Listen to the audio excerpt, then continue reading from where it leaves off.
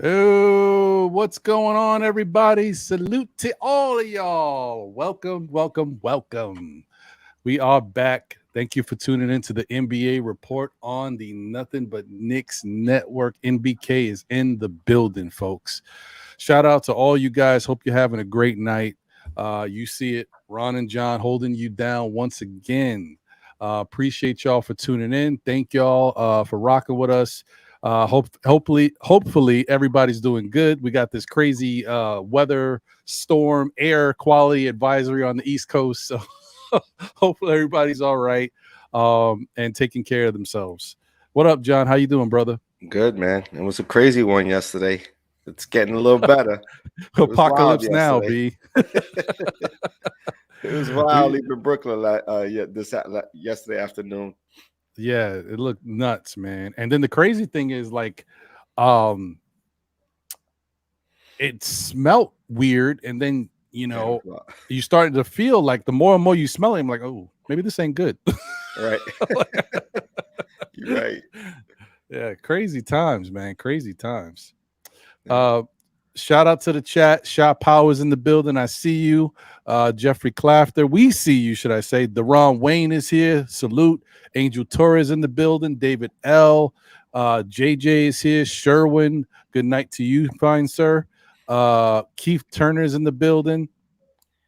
And obviously, thank you to those who may be tuning in that aren't in the chat, because I know people just like to watch, don't necessarily like to get their chat on. But thank you. Did I say Kareem? I don't know if I did. Hey, Kareem, what up, twin? Good to see you, my brother. Hey, what up? Guillermo in the building, Legion of Knicks podcast. Guys, you already know. I mean, come on, man. Guillermo is a mainstay for NBK. But if you're not subscribed, please do subscribe to Legion of Knicks podcast. Like, comment, share all that good stuff, man. Definitely dope content. Bricks Nation is in the building as well. Salute. All right. So here we are, John. We're back again. Back again. Championship series between Miami and Denver. It's a solid series, man. I'll have to say that. It is. I actually, and so far it's panning out the way I thought. In back of my head, I thought Denver would sweep them, but realistically, I thought that Denver would win in 5, and Miami already got their 1. I mean, Miami is a surprising team, so you never know what to expect from them. But I kind of feel like Denver's going to run the table. I don't know how you feel about it, but they look tough, man. They look tough. They are very tough, but it was surprising to see Miami get the 1 in their house. So I think Miami's going to tie this next time around. Ooh. I think they're going to tie it up going into Denver. I think it's going to be closer than we think, man. I don't know. It just seems like, they controlled the game yesterday. I'll give them that. Denver definitely controlled the game yesterday. From start to finish, it seemed like they had an answer for everything that Miami wanted to do. And when they made adjustments, Denver had adjustments to make as well. But I think Miami may be able to pull another one out at least. And then from there, I think Denver will figure it out.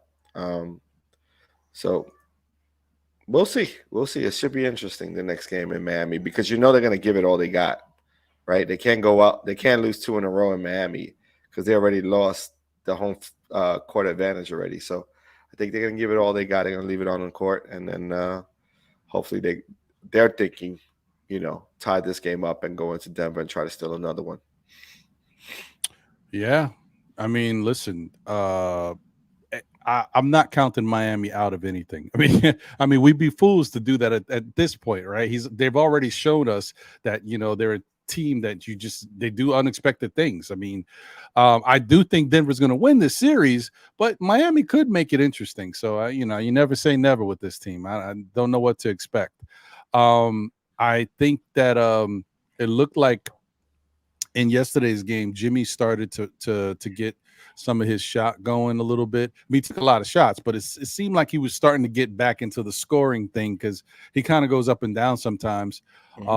And I think the biggest problem for Miami is just that they can't find consistent scoring from any of those other players outside of Jimmy and Bam. I mean, Bam, honestly, so far this series has been their best player, and that's including Jimmy. Like Bam has been their best, most consistent player, giving them rebounds and scoring. So I don't know what to say, man. I don't know what happened to Max Strus. The dude had 3 points. I think was it the first game one? He had a donut. I don't know what is up with this dude. Vincent had a good game the last game. This game he had 7 points. I don't know, bro. I think this is the time of the season where I think everyone's playing injured. I think even stars are playing injured. People are playing through it, and you look at the teams or the players that probably have a little bit more pep in their step are the ones who are feeling better, with their physical versus other players who may be struggling sort of physically to get through the hump. You know what I mean? But I think, Miami's well coached, so they're going to figure things out. I think Gabe Vincent may be playing a little injured, but he's gonna put it together, I think, at some point, and then give him a little bit of a lift. But don't sleep on like Kyle Lowry,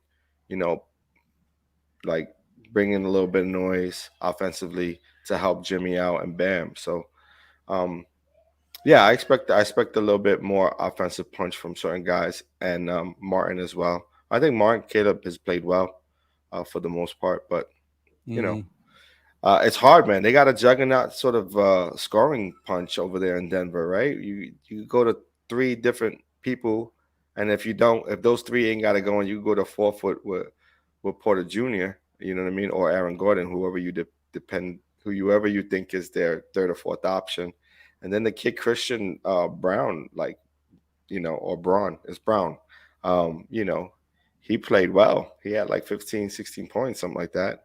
15 points off the bench, 18 minutes. Yeah, and he plays strong. So it's like you if you're Miami, you hope that someone in your on your bench could sort of provide the same kind of stamp that he placed in the game last night. So I guess we'll see. Again, Strauss has been an enigma, right?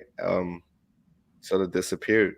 So I mean, I just never seen something like it. I could understand you not having a good game, but this dude, 3 points, a game with a donut. I mean, that's crazy. I don't know.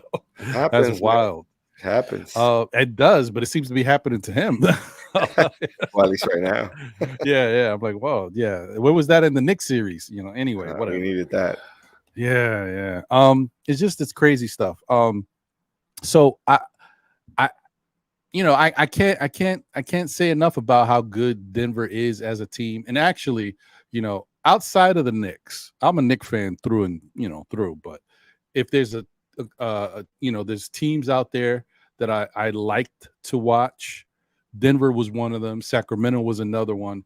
And before Donovan Mitchell went to the Cavs, Cleveland was another. But now that he's there, I just don't like watching him. And whatever, I'm done. But I do enjoy. I always liked watching Denver play and Sacramento play. So the fact that Denver is in the finals and have a chance to win it, whatever. I'm not mad at it. I know some people don't care.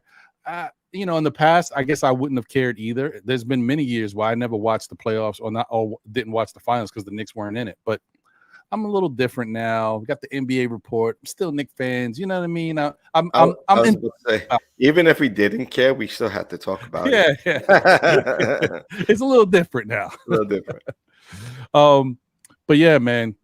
But they got something good growing over there. So, it's like it's been like underserved for the last few years because they had Jokic has been the MVP for the 2 years prior, and they just ran into injuries at the wrong time, and so he didn't have enough, help when it counted, and they got bumped. So now everyone's healthy. He didn't win the MVP, but has an opportunity to win the MVP of the championship series, and should be interesting. I mean, I'm in agreement with Guillermo. Like, if Miami can't squeeze out the next one, it's definitely Denver will finish them out. Oh yeah, yeah, yeah, Sure. yeah.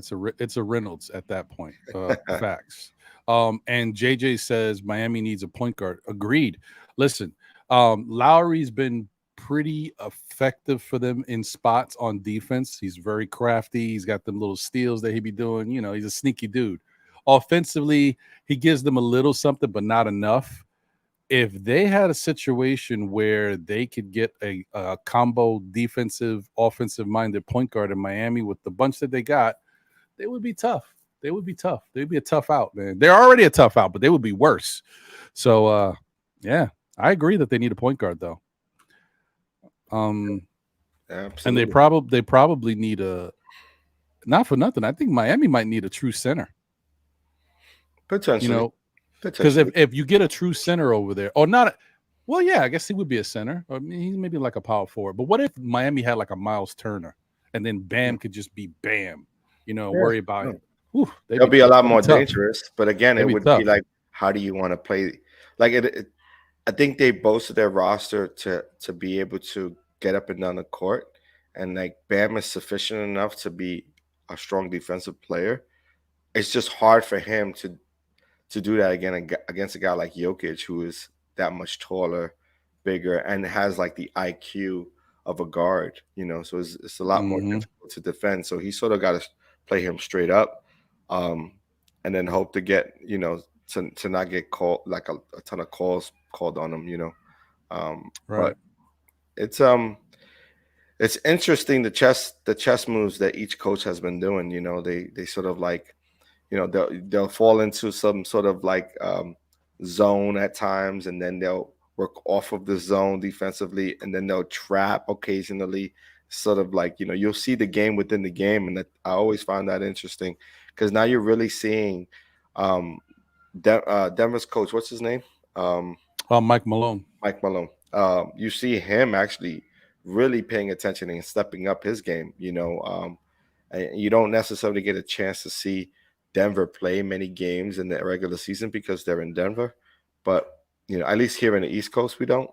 Hmm. But seeing what we're seeing, I mean, it's surprising to me how good he is in X's and O's. Yeah. Really Yeah. enjoying seeing him sort of like match what Miami's bringing.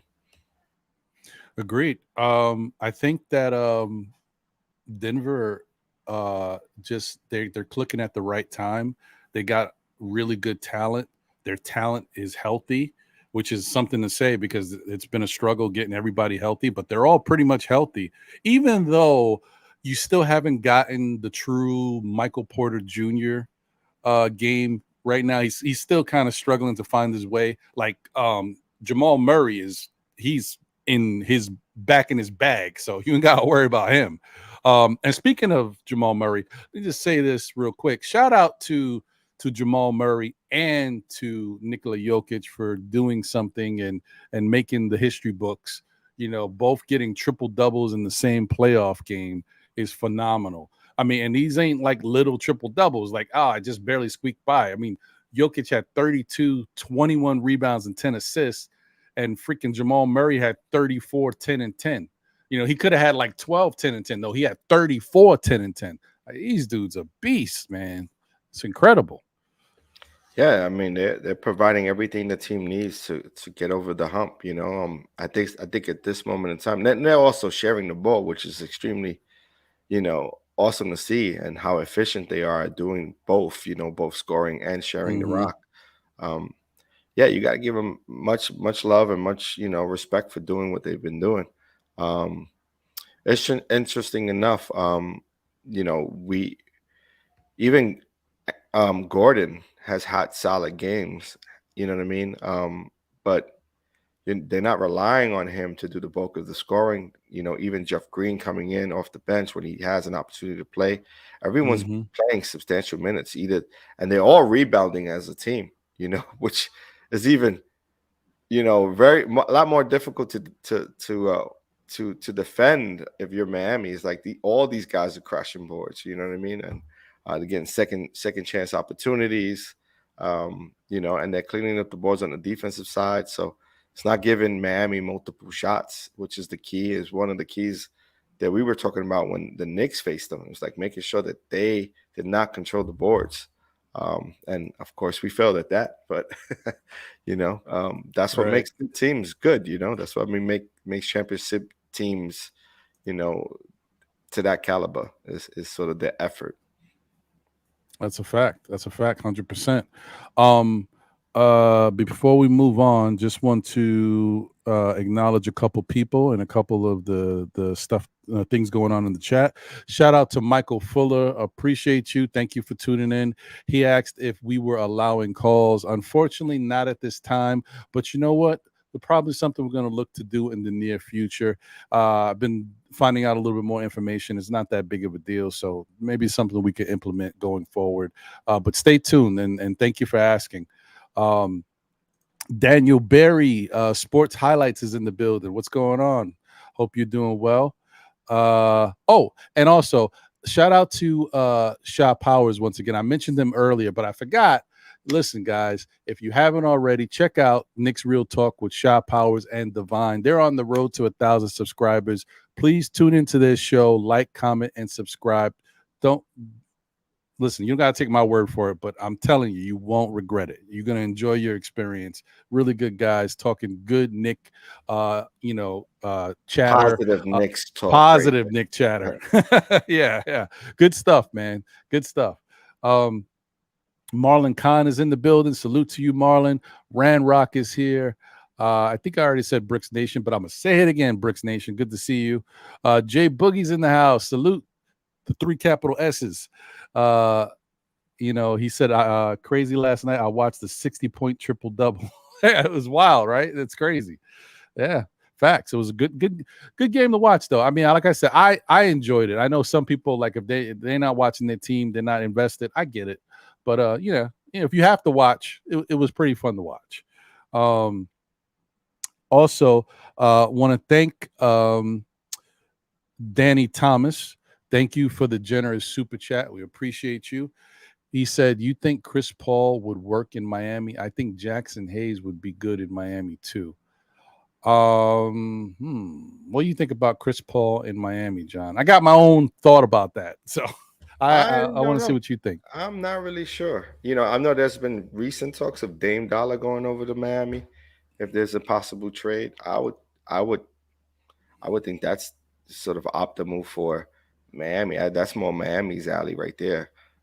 If they're able to move some pieces, I don't necessarily think that they want Chris Paul. I don't see why. They got where they're at today without him, and I think they need a guy who's a little bit younger, who got a little bit more scoring punch. Chris Paul isn't going to give you what a Dame Dollar would, so I would say they're probably leaning towards Dame Dollar. Once the season's over, I think they're going to be talking about potentially pulling the trigger to bring Dame over to Miami, possibly, if they can. The CBA and all of that is going to be the problem that keeps teams from having multiple stars, or I'm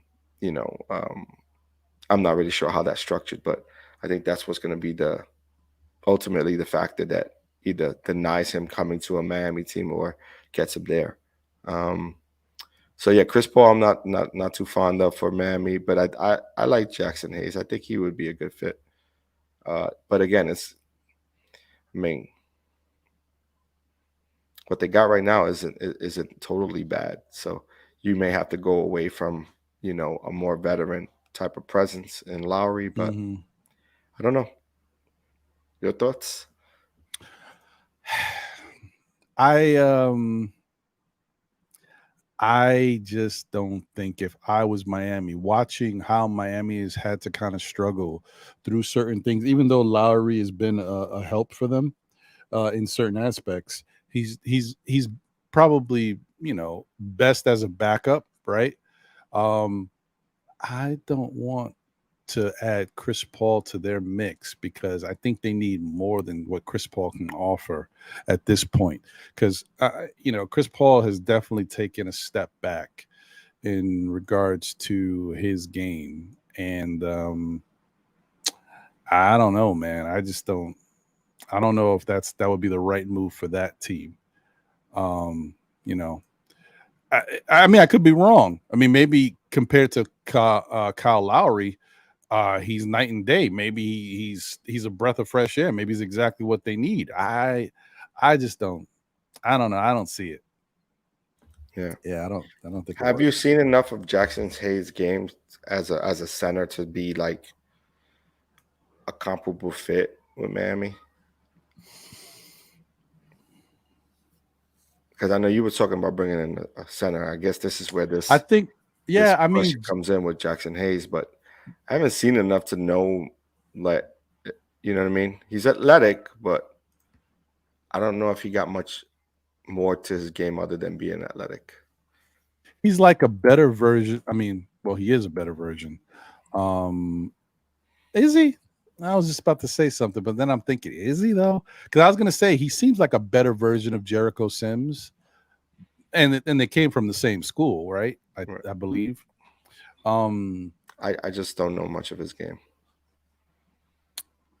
hmm. I mean, his career numbers, he's shooting 28.8% from three. He averages 4 rebounds, 0.7 assists. So not really. He's averaging 7.5 points per game in 16 minutes of play, almost 17 minutes.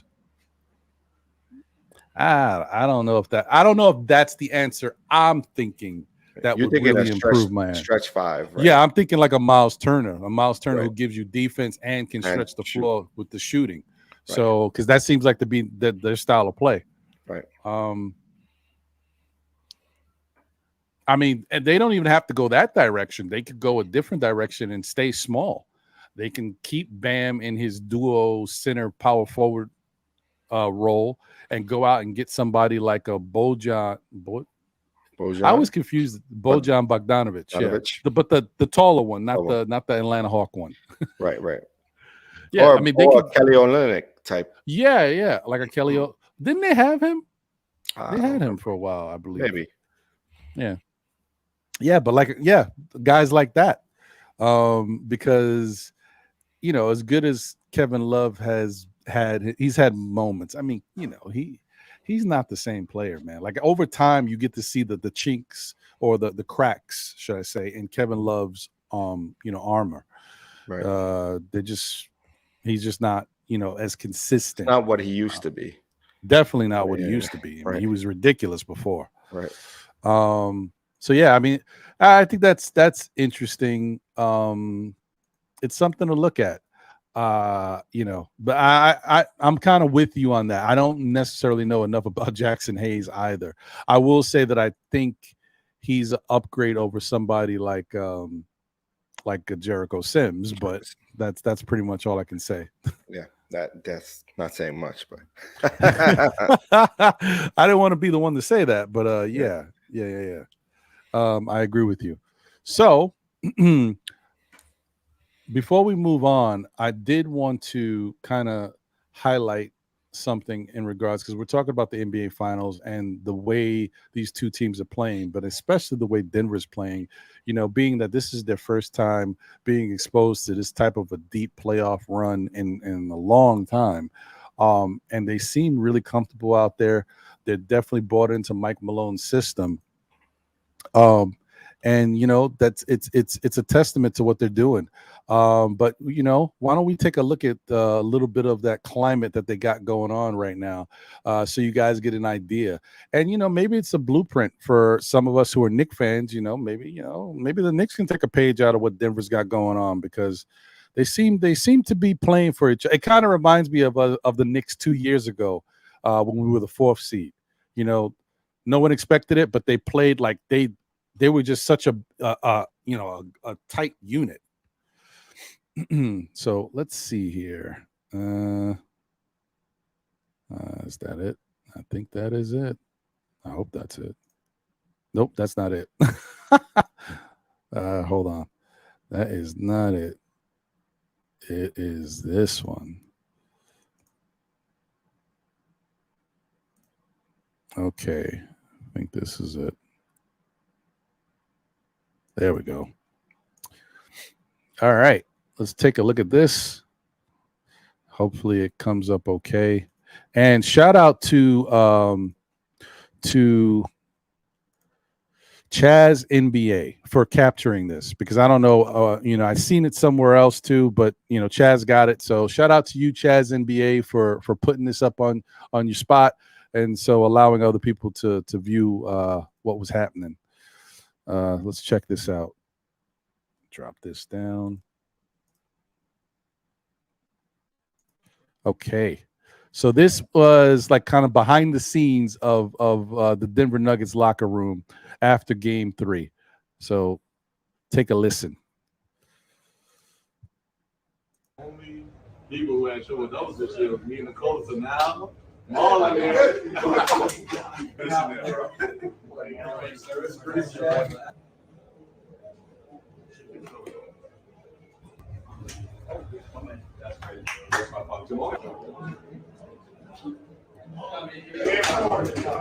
on game 4.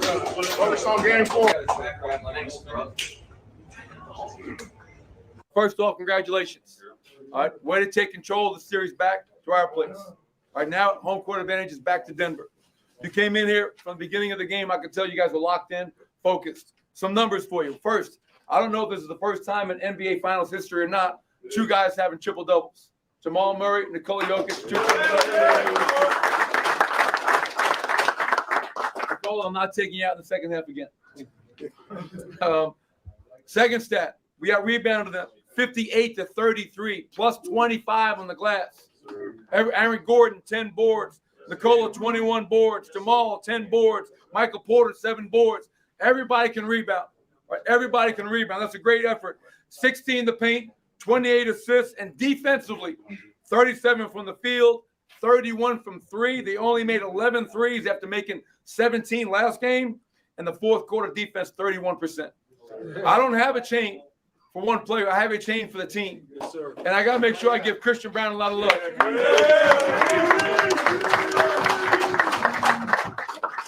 As a rookie, to come in the game and get 15 points in 19 minutes, 4 rebounds, and make some really big plays was fun to watch. Well deserved, man. Trust me. Bring it in.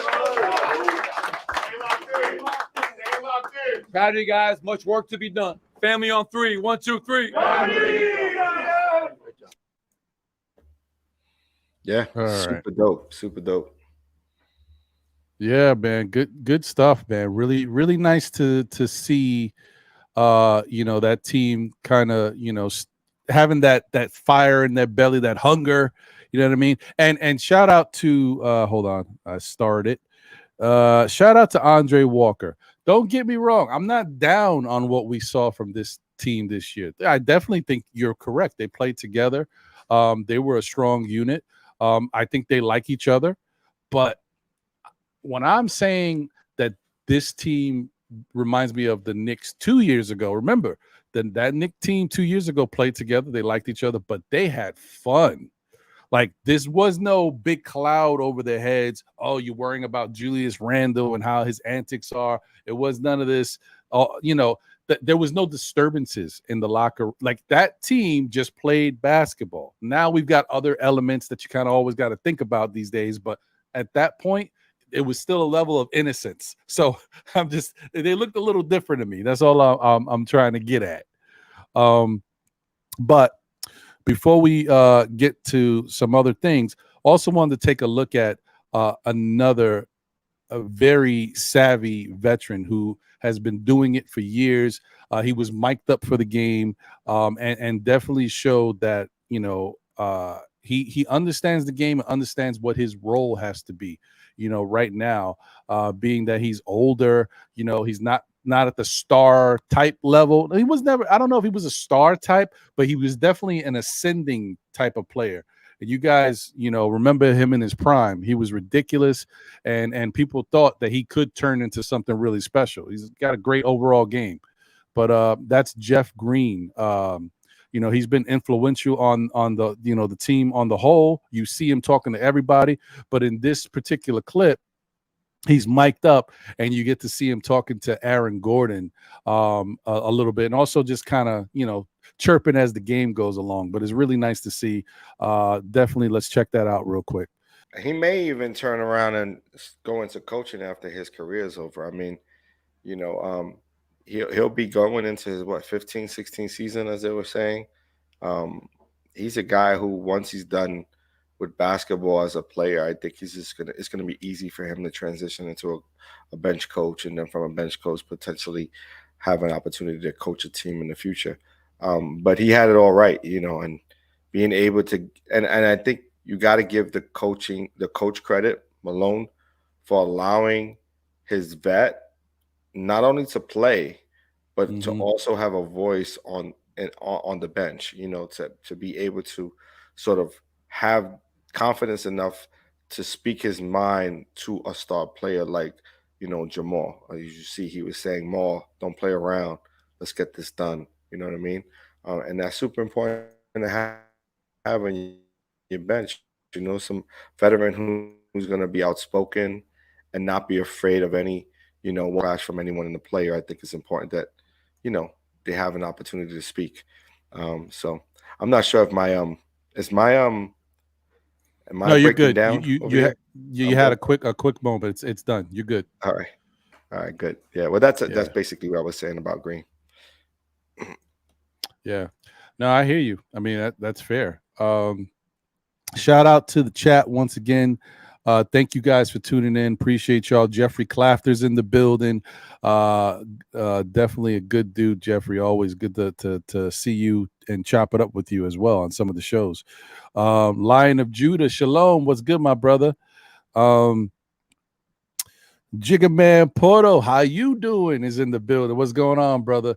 That's right. Jigga Man from Morning Brew Sports, Knicks Morning Brew, Jets Evening Brew, Yankees Morning. Like, so many brews, man. The coffee's getting, it's strong over there. Salute to you guys, man. Heck, Phil and Jigga. Appreciate you guys. Like, comment, subscribe. Salute to all these guys. Philip Ware is in the building. Salute. Appreciate you. Call Mega, my guy Mega NYK in the building. What's good? Vaughn Allen is here. He said Braun is gonna be a goodie. Should we be salty? Jamal Murray was a pick from the I know, man. I try not to think about it. I know that's hey, listen. I mean, look, I don't get mad at stuff like that because Denver could have picked anybody. You know what I mean? We don't know if they're going to pick Jamal Murray. They could have picked anybody. I get mad when we look at who we actually did pick, and then you got like Donovan Mitchell getting picked 5 picks after us or something, stuff like that is upsetting. Watching Shea Gilgeous-Alexander get picked after we picked, I'm not even going to talk about it. I'm done. Okay. You're bringing up sour memories there, Vaughn. Yeah, stuff like that is a, it is what it is. Andre says, Obi gotta go. Okay, well, we'll talk about that a little bit. I don't know. But anyway, before we get to that stuff, I think it's fitting that we take a couple looks at the NBK news break. But the first one up is what we already know. I didn't even do it because it was kind of like everybody knows and everybody's already talking about it. But if you're living under a rock, obviously Chris Paul has been waived by the Phoenix Suns. And so now he's going to be looking for a new home, new team. Don't know where he's going to go. There's rumors all over the place. Lakers. He could go here, he could go there. Lakers, the Knicks even was thrown out there in a slight chance. I mean, listen, Chris Paul to back up Jalen Brunson. I mean, that would be interesting, but I don't know if it can happen. It would surprise me. Like I don't think he's at the point where he's ready to take the amount of money Yeah. that he would be afforded to be a backup for us. He was making $30 million this year. So yeah, I don't I really don't think he's taking a backseat like that either. Not yeah. with the funds. Maybe in his play, I'm sure he'll probably take a crack at it, but not in the pay. Yeah. No, I agree with that. I think you're right. But it's going to be interesting to see what happens there. It's weird because before, when Chris Paul was really, trying to get to the Lakers and the league vetoed the deal, Chris Paul was still at the top of his game. Like, you get that Chris Paul, that's a difference maker. But it's been a lot of years since that moment, and I just don't know where he could go right now, John, to be honest. Like, what would benefit him? Where could he go where he could say, this is my best chance to win a championship? And the team says, well, Chris Paul helps us to win the championship. You know what I mean? I don't know. It's the Lakers for me. I mean, You think so? Yeah. Yeah. I think it's the Lakers or just sort of like falling sort of in the wings, for the rest of his tenure if he doesn't have an opportunity with the Lakers. I don't, unless you want to rejuvenate him and put him with Wembanyama, and then that becomes a thing. You know what I mean? Because I could see him being sort of a leader for a young player like that, veteran, someone who could work off the pick and roll, who can rim run, who can do everything pretty much, because that's what Wembanyama can do. And then you maximize that team with shooters. But I don't see Chris Paul going. He's either going to go to a team like the Spurs or going to commit to or Rob Pelinka is going to get him to the Lakers. And that's what it's going to be. I don't see the Knicks getting them though. I'll be surprised if they do. Yeah, no, I don't see it either. I think it says a lot. I mean, it could be just a business move that they feel like Chris Paul's contract, he makes a lot of money, and they want to go in a different direction. I don't know. Maybe it's also a testament to how his game has changed. Because you would think, getting Kevin Durant, the pick and roll action that Kevin Durant and Chris Paul could have should be lethal. Yeah, but again, it's about the money, right? They don't have enough money. I think it might be about that's a lot of money that he's still getting. And they had to choose either stick with Booker or stick with CP, right? Like they're going with CP3. They got to go because we're keeping the young stud, because at the end of the day, they don't know what they're gonna get, with Durant, like years, how many years he has left, and so they're gonna take advantage of that, and then figure it out.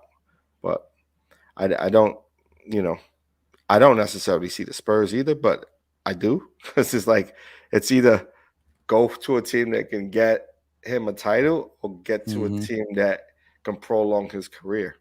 That's how I see it. Right. Yeah. That's 100% facts. I'm with you on that. Yeah. It's we'll see how it plays out. But I kind of feel like, and I don't like to say that about. I mean, I wish I had outs of the talent that these players have. But after the playoff series last year, when the clock struck and he turned, I forgot what age it was, 34 or 33, whatever. When he had his birthday, this guy never looked the same. I was like, he was just good 2 games ago. As soon as it hit his birthday, he stunk. I don't know what the hell happened. And then the injury hit, right? Like, you think he had like a hammy or some sort of pull. Yeah, but again, he's a player that can play. He can play his game. Like, he's never been extremely athletic or anything like that. I mean, he was a little quicker. He was faster back in the day, but I think he knows how to play within himself. He's still a solid point guard.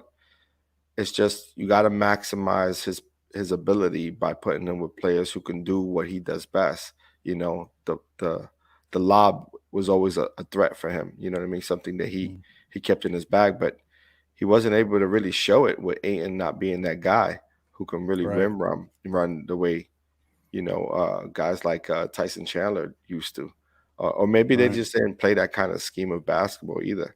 So I don't know.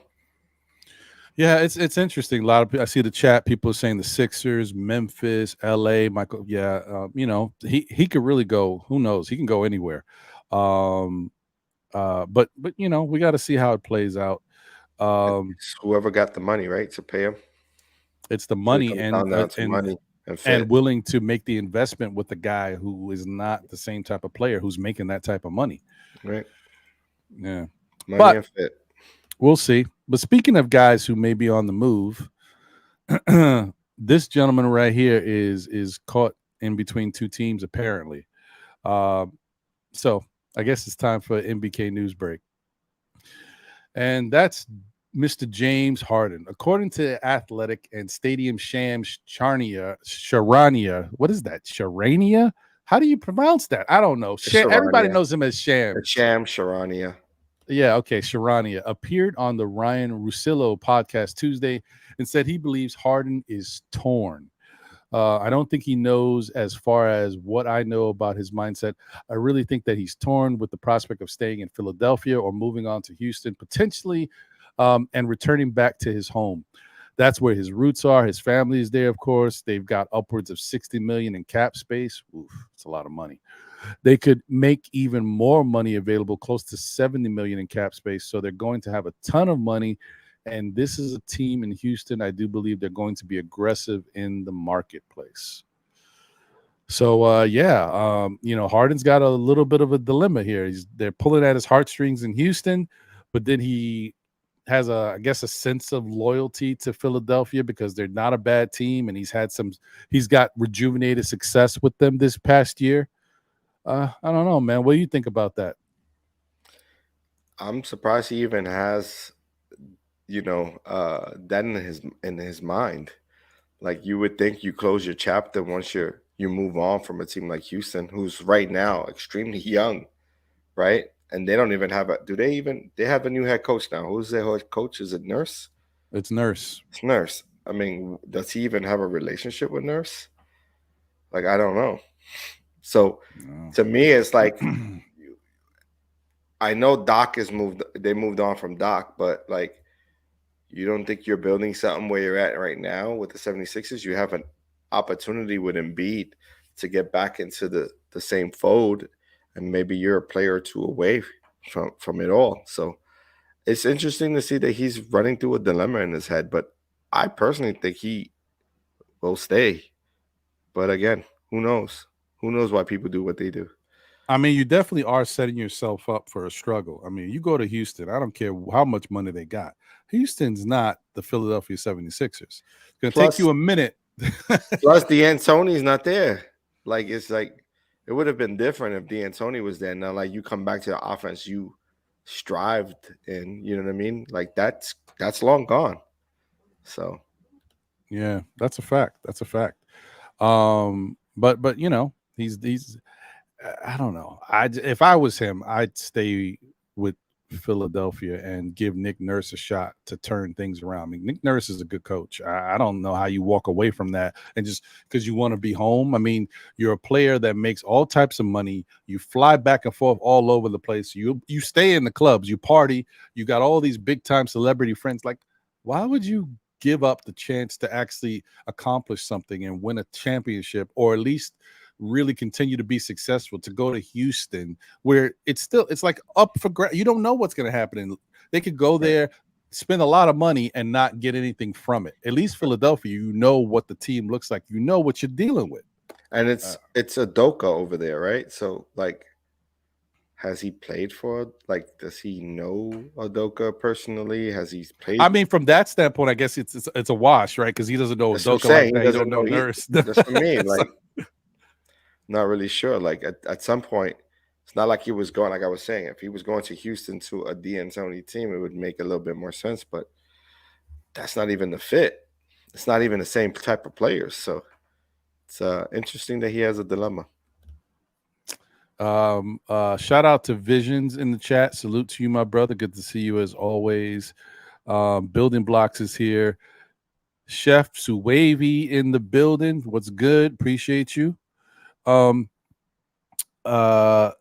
said something? Oh, Michael Fuller said The MVP did not look anything like the MVP. It is feasible that Harden would want to move on. Maybe he saw something in the process that lets him know it ain't happening. I see what you did there. Maybe. I mean, look, I thought that they had a little bit of a strained relationship early, but as time went by, they seemed to start to learn how to play off of each other, what each one liked to do. And Harden actually started to get better, like started to show signs of old Harden, and I think he finished the year like that. I was surprised. I thought Harden was starting to go the opposite way, but he proved me wrong this year. Yeah, he finished strong, and not to mention, like at the end of it, when they didn't get past when they lost the series, right? Like, think about how Embiid, communicated with the media. He was pretty much, calling it what it was, like they lost as a team, and that he had to be better and to help with, sort of taking the pressure off of Harden. So I think he spoke eloquently enough to share his thoughts on Harden and Harden's play and him wanting to stay, have Harden be a part of this team. So it was definitely different than what he did with Ben Simmons. So, 100%. you know what I mean? So I would say that if anything, Embiid, wants him to come back and would have his back. You know what I mean? So at least, who you're going to be going to war with in that room. You know what I mean? And I think they're building a nice little group there. Like Maxi's, above and beyond, what people expected of him. He's done really, really well. He's met expectations, maybe a little bit, some could say surpassed it as of this point. So they could only get better. The one glaring situation for them is the contract they have with Tobias. You know what I mean? That's the only thing lingering over that team right now. And Tobias is still a solid player. Not to be making the kind of money that he's making, but he made it during the right time. You know what I mean? So you can't be mad at him. He went and got his bag. Yeah, that's a good point. Very good point. We'll see what happens with that. I mean, I don't care either way, but I just think if you're James Harden, I don't think you leave Philadelphia. I just not right now. Not after they let go of coach and then brought in a really good coach too, that might take your team in a different direction, might give you a different a little bit of a different game plan, different scheme. Right. I would think you'd be open to checking that out first before you move on. I got to give that a year or something, to see what that is. Plus, knowing Nick Nurse's track record, he's open to players. Sort of he's sort of open to adopting to players' games versus a Doc Rivers who's really locked into his formula and how he wants his team to play. I think Nick Nurse is more fluid in that he's going to allow his players to sort of dictate the game they want to play. So if I was him, I would give it a shot to stick around. Yeah. We'll see how it plays out. This should be interesting. Speaking of Ben Simmons, I don't know, man. I don't really like getting into all this stuff, but people workouts, practice. Apparently he's looking really good. Come on. I don't know. Listen, until I see it on the court and he's looking like what we think he looked like before or somewhere similar to that, I'm not making a big deal about it. But shout out to you, Ben Simmons. Appreciate you. Hopefully you're doing well, your mental health journey, and things are looking up for you, and you just get back to playing basketball, and that's your primary focus. The guy's a young guy, and that's what he should be worried about, and just get his money, the way he should be getting at this stage in his career. That's pretty much it, But we'll see what happens with that too. But another guy who I don't know if I can believe what he's contemplating. But it's a possibility. I mean, he's definitely played enough and put enough wear and tear on his body to be thinking about it. So that's Mr. LeBron James, who apparently is contemplating retirement. Whether or not that I believe it, that's another story. But, look at his career numbers. I mean, 27.2 points per game, 7.5 rebounds, 7.3 assists, steal and a half, just under a block, shot 50% from the field for his career.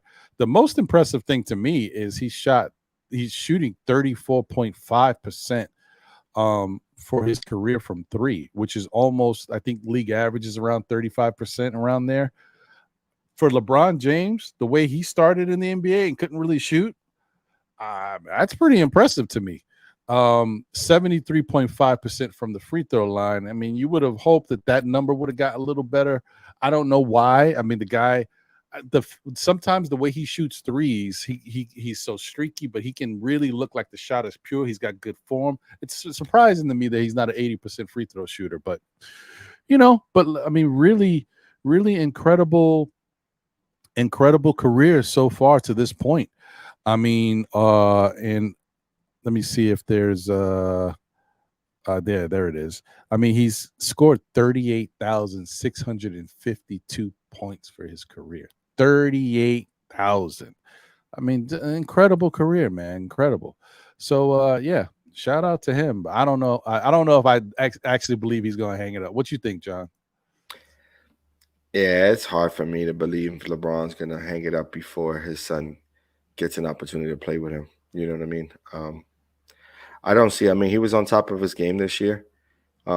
He could have been in the ballots for potential MVP had the Lakers had a better start to the season. But for whatever, for whatever reason, their start did not turn out the way they needed to. They were, AD was injured for most of the year, and they didn't have the right mix of players to start the season. They made the trades and made another trade, getting Westbrook out of here in order to make room for a little bit more talent.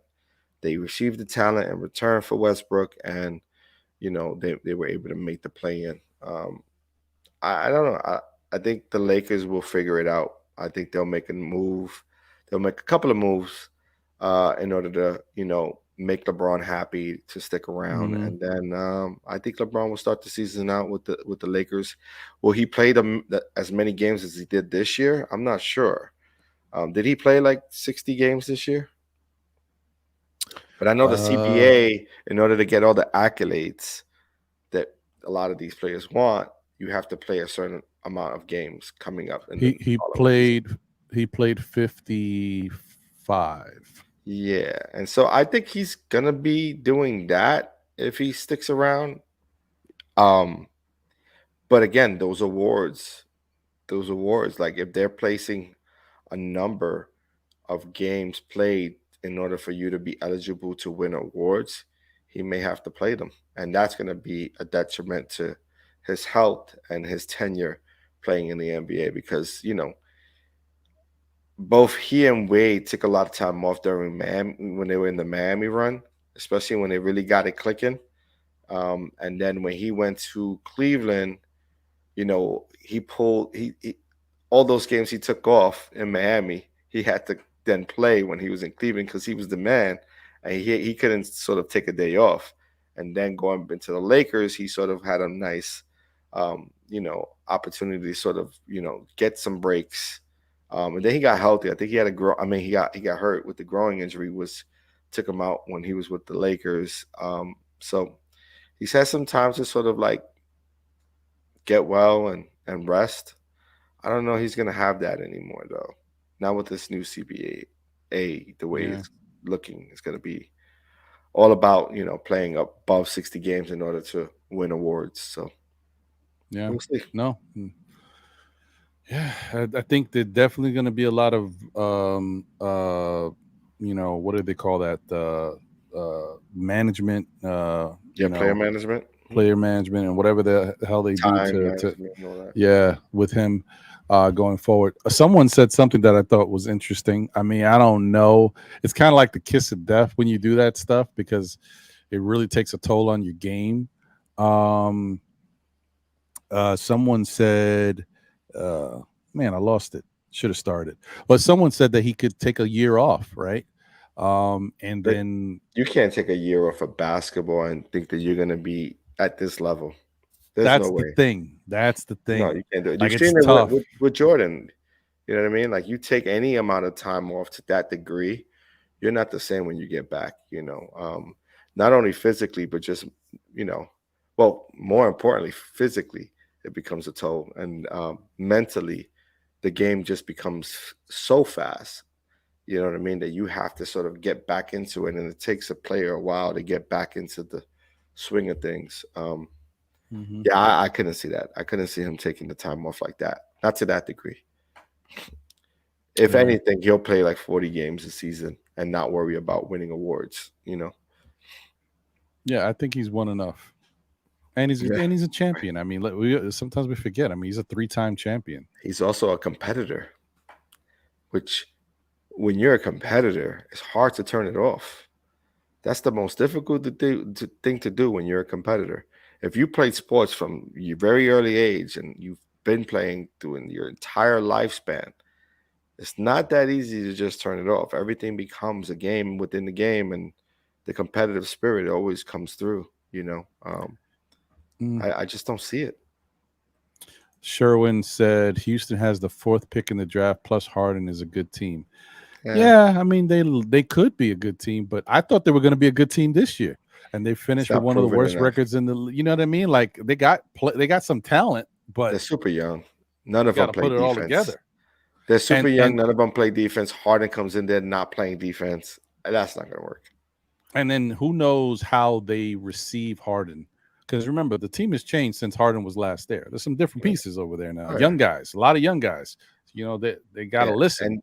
And they want to be those where they want to get to a place where Harden has been, right? So they want to be at the All-Star level, and that knowing Harden comes over there, takes the bulk of the touches. It's not going to fare well for these young kids. You're not going to be able to grow them. It's definitely because Harden will be. You think you saw Harden back in the day monopolizing the ball. He will be hogging Even the ball more so. over there in Houston. Sheesh. Shout out to Thomas Soul in the chat. Appreciate you. Thank you for tuning in. Old Head is in the building. Salute. Appreciate you.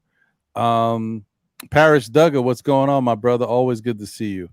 Yeah, man. I mean, that's pretty much it. I mean, do you have anything you want to talk about with regards to our New York Knicks, John? Is there anything that popped up that you were like, I didn't get a chance to speak on that and I wanted to touch on it? Was there anything? Not really. I think we touched base on, potential trades or, moving on from Randu. I know NBK's talk, they had the what was it? Keep them or dump them? Dump them, right? Keep them or dump them. I'm on the side of keeping, Randu. I'm also on the side of running it back, seeing where we at least through mid-season to see if anybody gets put out there in the block and made available for us to go grab like we did with Josh Hart. And just bolstering our team in that sense of it. You know what I mean? Making sure that we don't making sure we make sound decisions from the front office to the point of getting better, making sure whatever we do to the roster, we add depth and talent to our roster versus subtracting it. And then see these contracts played through, for both Tibbs and for Randu. And then at some point, if there's a trade that needs to be made, then you make it. If there's an opportunity to bring in Donovan at that moment and that time and that tenure, then you bring Donovan in here and you match him up with Jalen Brunson. You know what I mean? And I think, if we get better defensively overall with the schema, I think it just only bolsters the opportunity for when Donovan does get here to be a championship contending team. So that's my take on it. I'll stay put. Okay. I mean, that's fair. Yeah, I don't really have that much to add about the Knicks right now. It's been kind of quiet. I don't necessarily. We already touched on it. I don't believe Chris Paul's coming here. I think that there's a lot of interesting movement that's going to be taking place this offseason. There's some teams that are going to be changing their direction, and I think the Knicks need to really pay attention to those teams because there might be some serviceable players that we can bring in and help this Knicks team get better. So that's what I think. And I know, Sim has been touching on it already with some of the programming. So I think we need to really pay attention to that going forward. But for right now, it's kind of quiet. Just take it easy, take it day by day and see what pops up. But right now it's the season ain't even over yet, guys. So let's see when we get into the off season what looks real and what looks promising. We don't even know going to the point of, how Denver is kind of transparent and showing you their locker room and what's going on with them. The Knicks don't do that stuff. Now, understandable, someone also put in the chat that maybe they don't feel comfortable doing it because the New York or the media, just blows things out of proportion or makes things worse. They sensationalize things. I could understand that to a point. Right. So we'll see. We don't have any idea which way the Knicks are leaning. Yeah. Which player they want. Do they want KP back? Do they want Miles Turner? We have no clue. So the only thing that we did here, which we can't even prove that that's true, is that they're paying attention to what's going on with Joel Embiid. That's the only bit of news I heard about the Knicks. Right. So we'll see.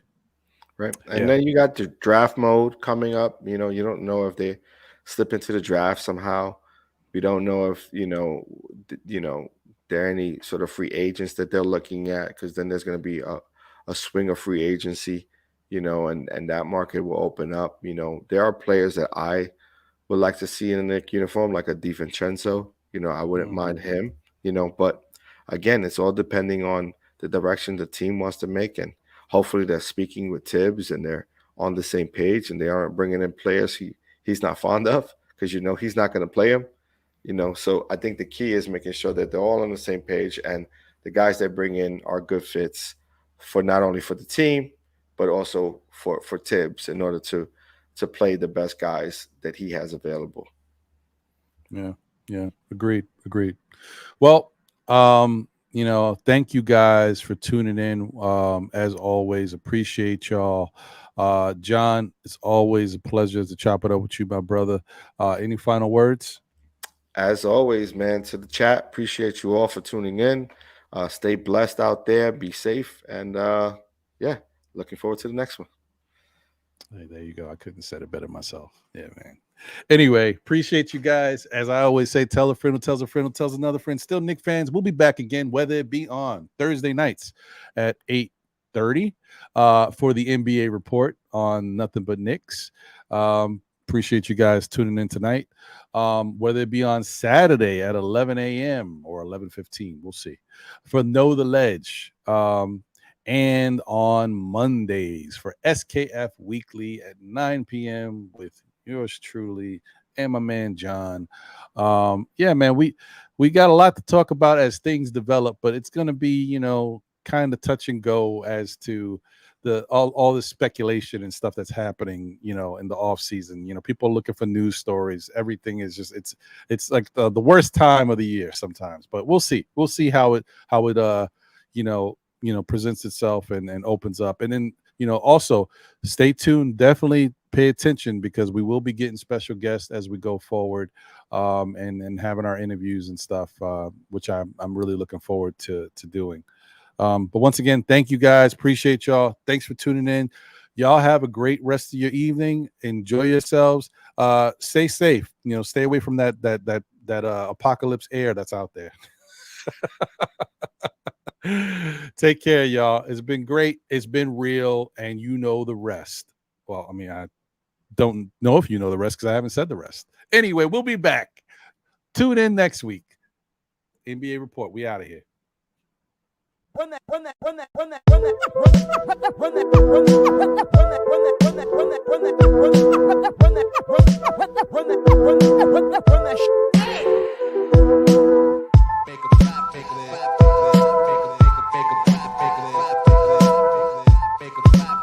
shit.